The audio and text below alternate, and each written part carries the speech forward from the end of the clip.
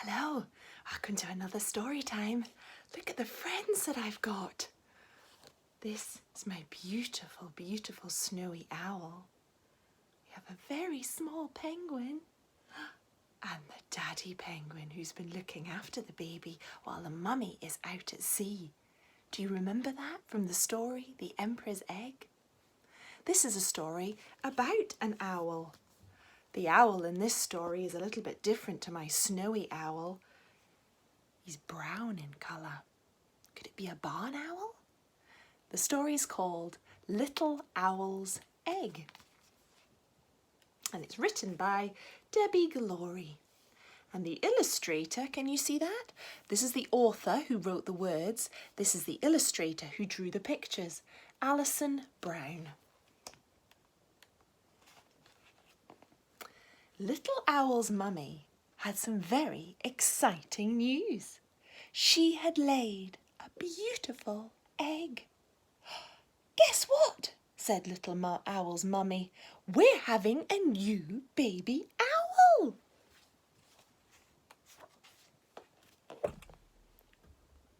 No, said Little Owl. No, no, no! How do you think Little Owl is feeling about this news? About another baby owl? Do we think he's in the green zone? Do we think he might be in the blue zone? Or maybe the red zone? Yes, I think that's right. Look at him stamping. Definitely in the red zone. No, said Mummy. No, said Little Owl. I'm your baby owl. You don't need another one. Mummy Owl blinked. Silly me. You're quite right. Besides, the egg is far too quiet to be a baby owl. Perhaps it is a baby worm. They're so silent and undemanding. Just a bowl of earth from time to time. Wouldn't that be lovely? Baby worm in an egg? No, said Little Owl. No, no, no, not a wiggly worm. Ugh. Little Owl's mummy smiled. No, you're right, she said. It doesn't wiggle. Perhaps it's a pretend egg made of chocolate.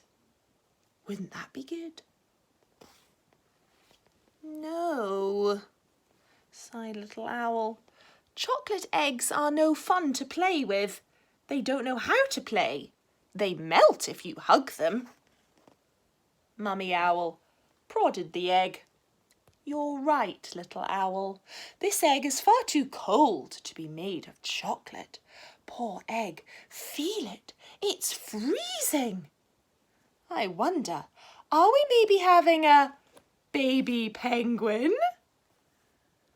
Heavens, we better go and catch some fish for dinner.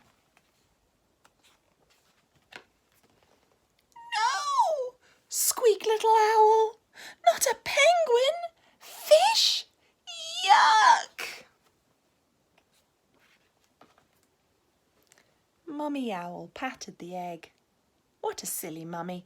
Penguin eggs are warm. It's crocodile eggs that are chilly. That's it. We're having a baby crocodile.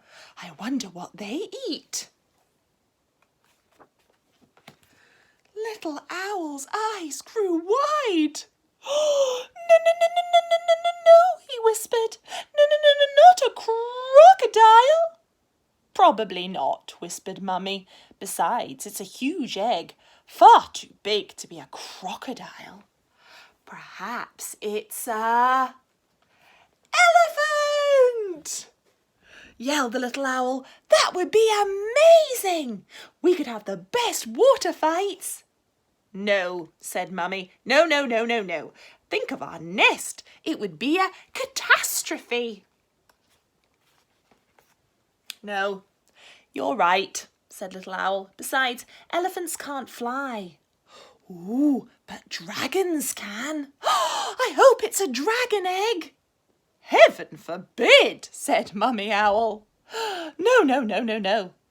But it is a very splendid egg, said Little Owl.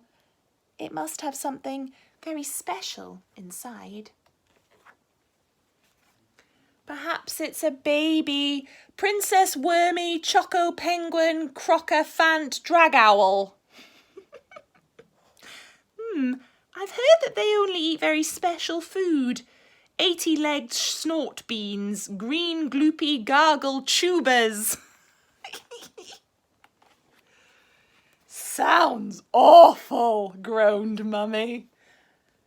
Do you know, continued Little Owl, a little owl, just like me, would be much more fun than a baby Princess Wormy Choco Penguin Crocker Fant Drag Owl. Yes, said Mummy, we'd love a baby owl much more than a baby anything else.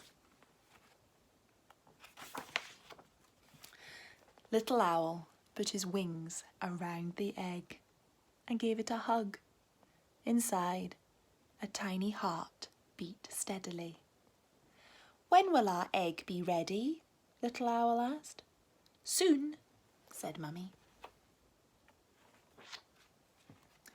If it is a new little owl, then I'll be a new big owl, said Little Owl.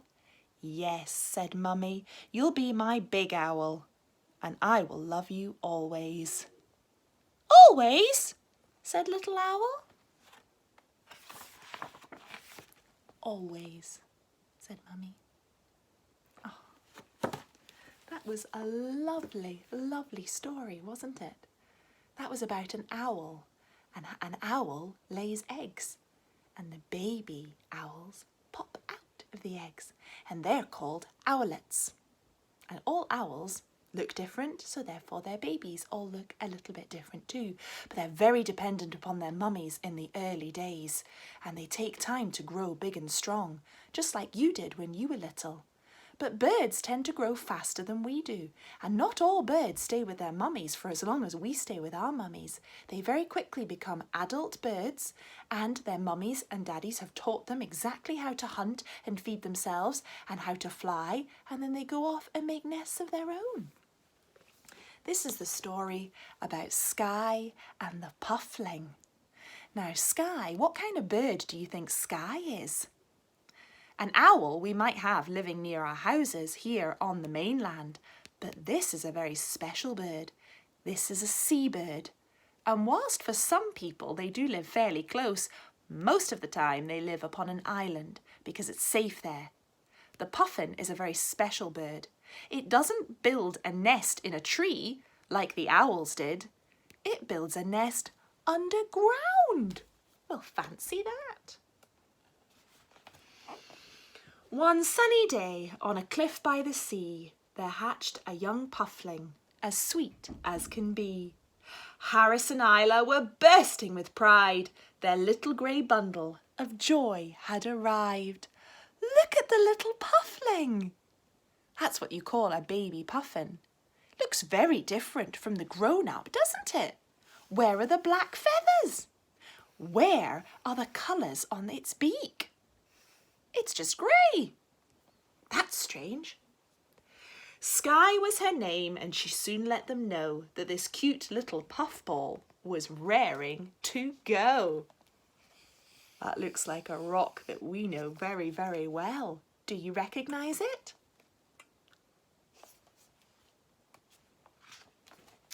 Skye was a lively thing.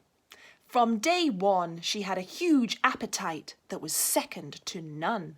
She couldn't stay still, there was so much to see. She couldn't wait to be off flying free. She'd trip and she'd tumble and sometimes fall flat. But Skye the adventurer didn't mind that. This has got some good rhyming words. Can you hear them? Fall flat. She didn't mind that.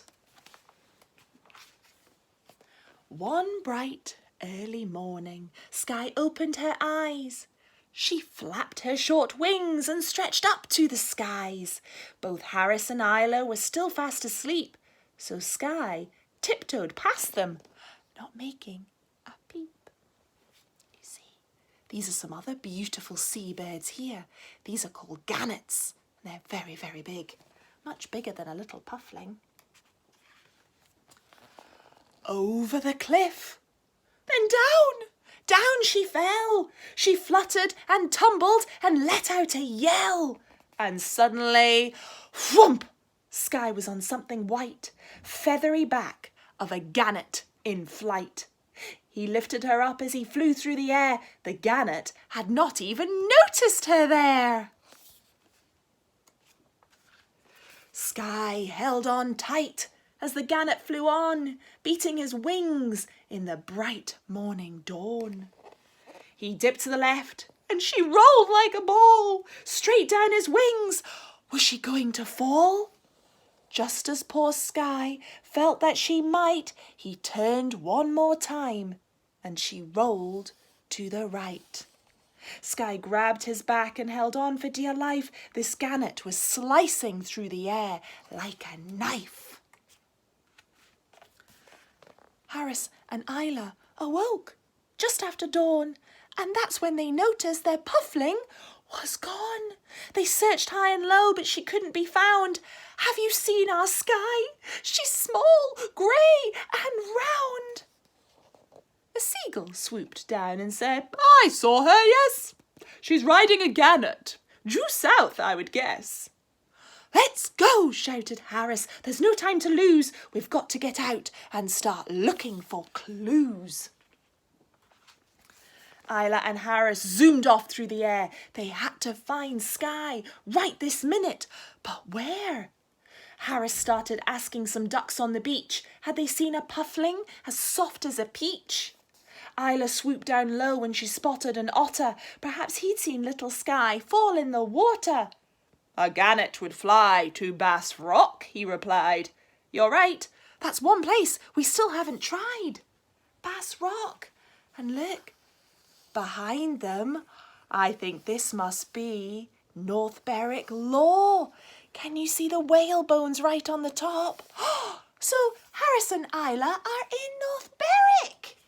Keep your eyes open if you're down by the harbour. While they were searching, Sky held on tight, hoping and praying with all of her might. The gannet looked down, then dropped like a stone. She clung to his tail by her wingtips alone. The gannet, he zoomed like a rocket straight into the sea to catch a big beakful of fish for his tea. Sky was left fluttering down in a spin. Big waves rose to meet her, and then she fell in. Down, down she went. The water was cold. She started to sink as the waves tossed and rolled. She turned in slow motion and opened her eyes. Bright fish darted past her, sometimes 3 times her size. More gannets were diving. The fish thrashed about. Sky kicked her feet hard and tried to get out. The brave little bird reached the surface at last. She paddled and kicked and she spluttered and she gasped, then popped up her gannet with fish in his beak. He swallowed them quickly in order to speak. My goodness, he said. Come on, climb onto my wing. What's brought you so far from home, little thing? You carried me here on your back, replied Sky. I've been on a very long piggyback ride. Quick, hold on tight, said the gannet. Let's fly. And he got her to safety on a rock high and dry. Bass Rock was crowded with very big birds. Their squawking and screeching was too loud for words. The noise was atrocious. Well, that's a splendid word, isn't it? Atrocious. That means it's really, really bad. Very, very loud noises. And the rock was a mess. The smell of that white stuff, was just as you'd guess. Sky tried not to worry. She knew she was tough. But what would she do if that wasn't enough? Meanwhile, her parents flew on, side by side. They scanned the horizon and searched far and wide. A craggy white rock slowly came into sight. "We've made it! It's Bass Rock!" they cried with delight. The gannets and gulls were soon filling the sky, but one tiny puffling caught Isla's sharp eyes. Skye was so pleased when her parents swooped down. They snuggled her close. "Our dear puffling is found." Now, Skye was too small to go back all that way, so Harris and Isla decided to stay. All summer, Bass Rock was a playground for Skye, but autumn was coming. She'd soon have to fly. Her friends helped her practice to get big and strong. She flapped her short wings and went running along. Skye's fuzzy, grey baby fluff wore away too. Her lovely sleek feathers were shiny and new. So she lost all of her fluff, and underneath these beautiful, sleek, waterproof feathers grew in. One late summer's day, Skye looked out at the sea. She knew it was time to be grown up and free. Her parents flew first after hugging her tight. Then Skye flapped her wings for her first solo flight. She rose in the air by the light of the moon and called to her gannet friends, "Bye! See you soon!" A life of adventure was waiting for Skye. She couldn't be happier. Now she could fly. Hooray! And there she is. There's the Puffin. So, our two birds are very, very different, aren't they? Little owl builds a nest and keeps the egg in the nest. Whereas a puffling, he's underground in the burrow and he can walk around and come and go as he pleases. But it's very dangerous, and Skye is very lucky that there wasn't anybody who decided to take a nibble of her, because this is the problem with baby birds. They're often food for something other, something bigger. So the parents have to take really good care of them. And an owl and a puffin, these are two examples of birds that are very, very good parents. And hopefully, if they are to have an egg, and they tend to only have one egg or two maximum at a time, then that baby will grow up to be strong and independent and then fly off to have its own babies. I hope you enjoyed those stories, and I hope you enjoy the activities that we've got to go with them. Thanks for coming. Bye-bye.